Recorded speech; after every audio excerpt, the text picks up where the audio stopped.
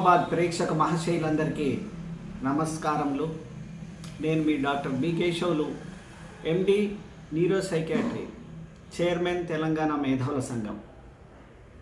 మిత్రులారా, ఈరోజు వినాయక చవితి పండుగ సందర్భంగా నిజామాబాద్ ప్రేక్షక మహాశయులందరికీ వినాయక చవితి శుభాకాంక్షలు.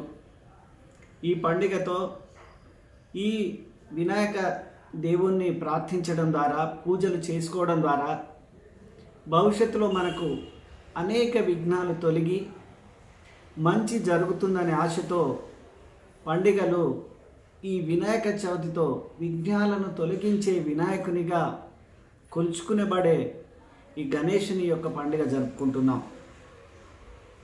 ఒక విషయం మనం ఇక్కడ గుర్తుపెట్టుకోవాలి. వినాయక చవితి వినాయకుడు, శంకరుని కుమారుడైన వినాయకుడు. ఈ ప్రపంచానికి ఎవరు ముఖ్యము? తల్లిదండ్రులు ముఖ్యం. ఈ ప్రపంచంలో తల్లిదండ్రులకు మించిన భగవంతుడు లేడు. శంకరుడు పెట్టిన పరీక్షలో తల్లిదండ్రుల విషయంలో వినాయకుని యొక్క చేసిన చర్యలు మీ అందరికీ తెలిసిందే. కుమారస్వామి ప్రపంచాన్ని తిరిగి వస్తే వినాయకుడు మాత్రము తల్లిదండ్రుల చుట్టూ తిరిగాడు. అంటే ఈ ప్రపంచమంతా మనకు జన్మనిచ్చిన తల్లిదండ్రులే. ఆ తల్లిదండ్రులను గౌరవిస్తే ఈ దేవతలందరినీ గౌరవించినట్టే.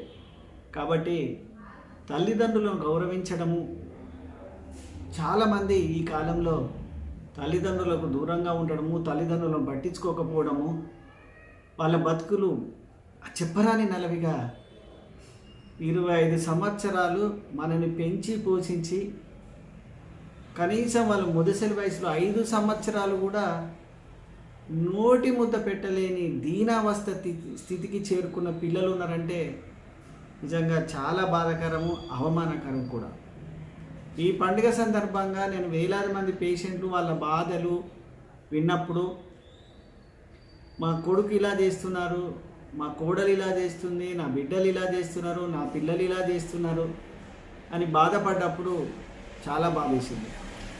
ప్రభుత్వాలు కూడా తల్లిదండ్రులకు చూసుకోకపోతే చట్టరీత్యా ఉద్యోగస్తులు అయితే వాళ్ళ శాలరీలో కట్ చేయడము, ఆస్తులు ఉంటే వాళ్ళ చేయడం జరుగుతుంది. మీరు ఒక విషయం గుర్తుపెట్టుకోండి.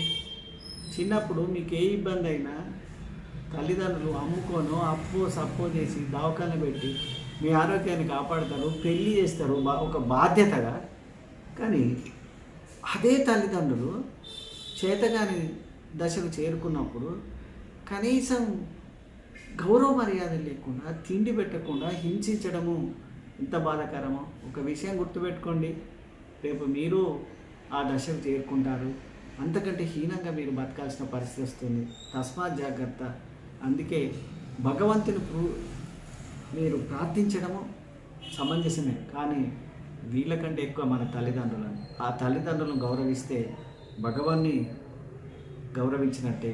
అందుకే ఈ పండుగ యొక్క మహత్యము కంటే అతని గురించి చెప్పడం ద్వారా, అది మనం మననం చేసుకోవడం ద్వారా మన సంస్కృతి, మన సంప్రదాయాలకు, మన కుటుంబములను గౌరవించినట్టు అవుతుంది.